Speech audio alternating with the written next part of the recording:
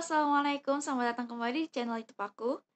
Di video kali ini, aku akan membagikan pengalaman tentang perjalanan saya melakukan ultrasonografi atau USG selama kehamilan.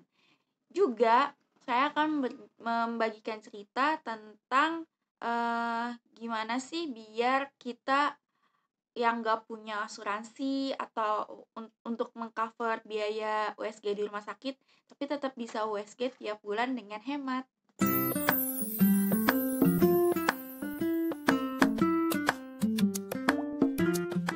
Jadi semenjak saya mengetahui kalau saya hamil, saya tuh jadi kepo banget dan selalu mencari informasi entah itu dari media sosial atau dari Google dan literatur-literatur yang lain kayak gitu. Jadi dari sana saya memiliki kesadaran kalau misalnya USG itu penting. Jadi USG trimester pertama ini teman-teman akan mendapatkan informasi dari dokter kandungan bagaimana tentang keadaan kehamilan teman-teman kayak gitu. Jadi di trimester pertama ini untuk memastikan kalau kehamilannya itu normal. Normal tuh kayak gimana? Kayak kehamilannya itu ada di dalam kandungan, tidak di luar kandungan, misalnya kayak kehamilan etopik atau hamil anggur kayak gitu. Juga untuk mengetahui ini apakah janin di dalam kandungannya itu berkembang atau tidak.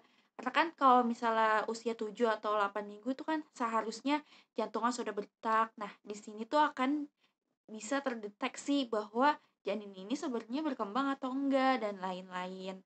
Nah, itu informasi awal yang sepengetahuan saya akan diberikan tuh sama dokter ketika teman-teman datang untuk melakukan USG di usia 7 sampai 8 minggu.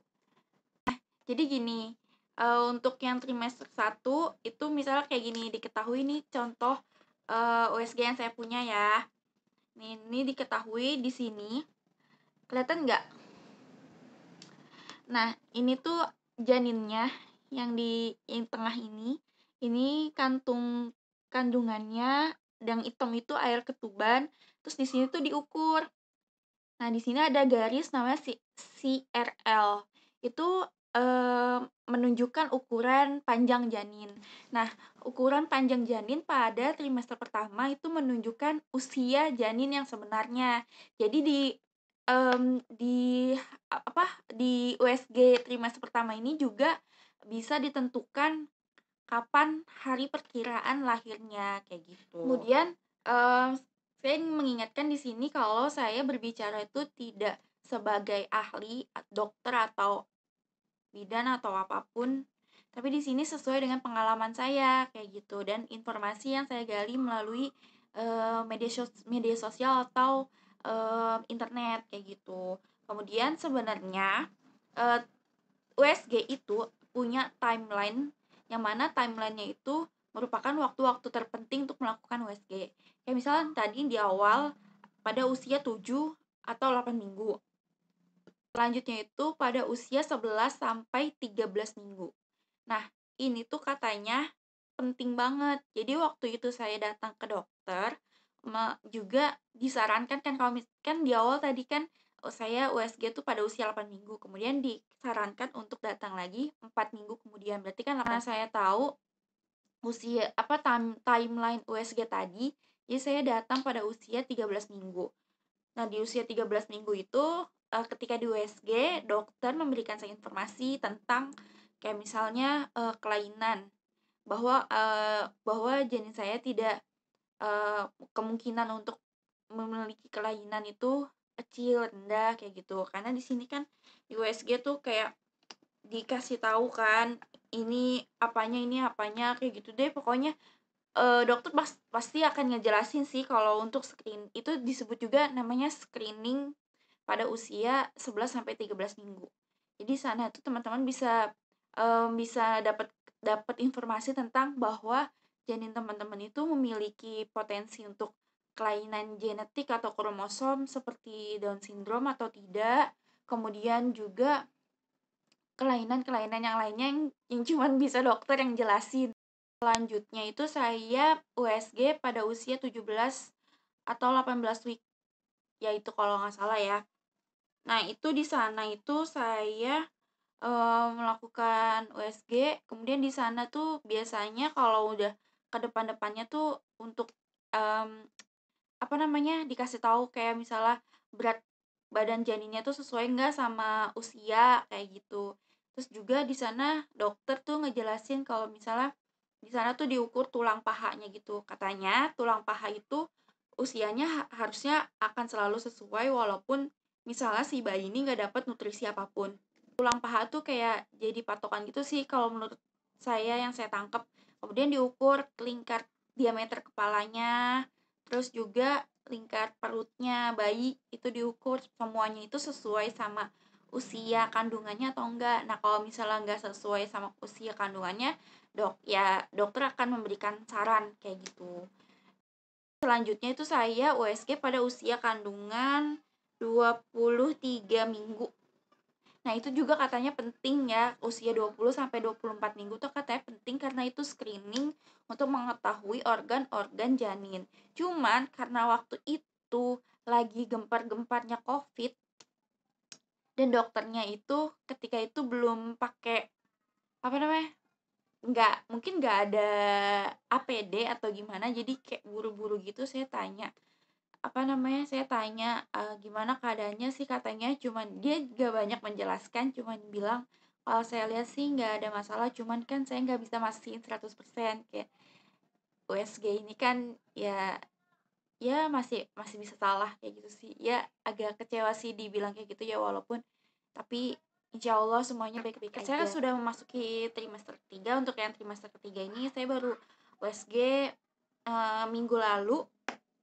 Itu di minggu ke kira-kira 30 atau 31 weeks. Di sana sih cuman dikasih tahu beratnya sih, ya sama sih tadi, untuk diukurnya tuh diukur, lingkar kepala, lingkar perut, juga panjang tulang paha kayak gitu. Cuman waktu kemarin sih dikasih tahu kalau misalnya berat babynya katanya kurang sekian ratus gram gitu deh. Mungkin karena habis puasa atau gimana saya juga nggak tahu sih ya. Perlu diketahui nih teman-teman kalau saya itu nggak punya asuransi yang bisa mengcover biaya USG di rumah sakit misalnya.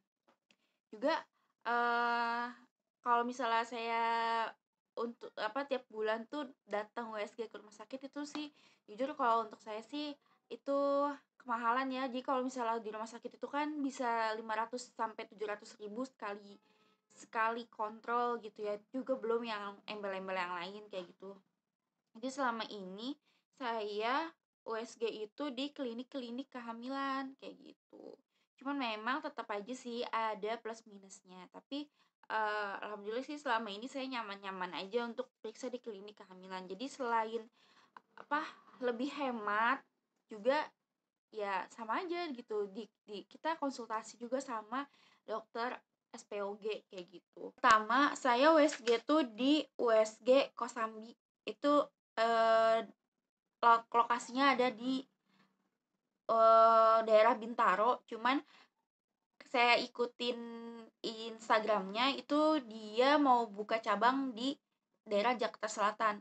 Nah di sana itu juga dokternya bagus, terus tempatnya nyaman, ada ada layanan bersalinnya juga 24 jam, pokoknya itu lengkap banget, bagus. Terus di saya juga murah banget. Jadi kalau untuk USG sama USG 4 dimensi itu harganya 250 ribuan, dan itu tuh terjangkau banget. Kalau misalnya di rumah sakit ya bisa 500 ribuan gitu, 500 600 ribu. Nah selanjutnya teman-teman bisa datang ke klinik di Apotek Kimia Farma.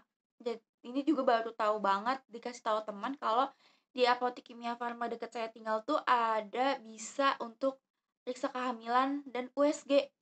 Nah, yang pertama itu saya di sini ke klinik Hai Bumil. Nah, di sini juga sama, yang pasti diperiksanya sama dokter SPOG, juga bisa USG sampai 4 dimensi juga sama. Nah, ini kayak gini 4 dimensi. Mana contohnya 4 dimensi. Tuh. Nah, jadi kliniknya ini jadi satu sama Apotek Kimia Farma gitu. Gitu. di sini harga lebih murah. Di sini cuman kita bisa USG sampai USG 4 dimensi tuh cuman 200.000 aja. Teman-teman udah bisa USG sampai 4 dimensi. Jadi USG 2 dimensi, kemudian bisa lihat wajah baby dengan USG 4 dimensi. Jadi buat referensi lain untuk klinik USG. Nah, ini juga sama ada di di Apotek Kimia Farma, cuman dia beda namanya. Namanya tuh Halo Bumil. Nah, sama di sini juga murah banget. Kalau misal teman-teman sampai USG 4 dimensi itu bayar cuma 200.000 aja. Konsultasinya juga sama dokter SPOG. Kalau kemarin saya terakhir ke sana itu ternyata babynya nggak bisa dilihat wajahnya karena ketutupan tangan gitu kan. Jadi nggak bisa di print gitu USG 4D-nya. Jadi sana saya cuman USG 2 dimensi untuk ngecek keadaan bayinya. Itu bayarnya cuman 175.000 aja. Itu murah banget. Dan kalau menurut aku ya worth it aja sih, karena di sana aku juga bisa konsultasi. Kalau misalnya ada keluhan-keluhan tentang kesehatan, ya kalau misalnya teman-teman mah atau apa ya konsultasikan, nanti diresepin obat kayak gitu. Oke, itu dia tadi teman-teman cerita bagaimana pengalaman saya melakukan USG selama kehamilan. Terima kasih buat yang udah nonton video ini. Kalau teman-teman suka video ini, jangan lupa like, juga jangan lupa dukungannya untuk subscribe channel ini. Bye-bye.